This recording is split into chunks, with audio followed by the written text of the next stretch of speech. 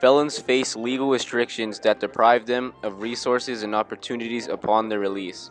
This leads to high recidivism rates as people struggle to get back on their own 2 feet.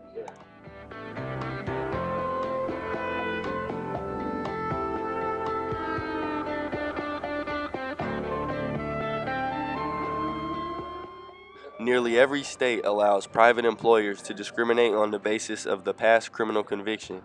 In fact, employers in most states can deny jobs for people who were arrested but never convicted of any crime. When applying for a job, there is usually a small black box alongside the question, "Have you ever been convicted of a crime?" Although answering this question dishonestly can affect your chances of being hired, answering it truthfully can actually jeopardize you just as much.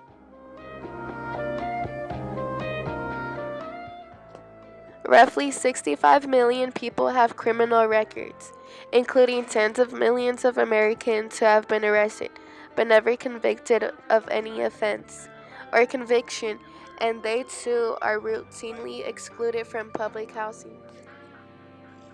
Housing and Urban Development Department develops guidelines to press public housing agencies to evict drug dealers and other criminals and screen tenants for criminal records.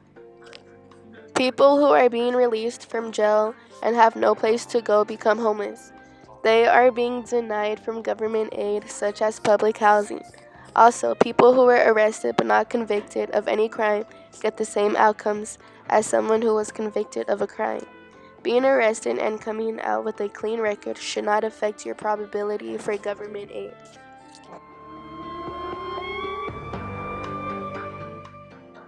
It remains the case, however, that thousands of people with felony drug convictions in the United States are deemed ineligible for food stamps for the rest of their lives. To make is that the Welfare Reform Act prevents anyone and only those who were formerly convicted of drug felonies from ever receiving cash assistance and food stamps, even after completing their sentence and overcoming an addiction. People who were convicted with felony drug convictions are denied government assistance through food stamps/welfare.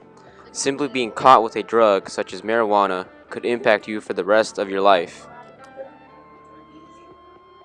In conclusion, felons released after prison are faced with basically no government assistance and no opportunities that allow them to be a productive member of society.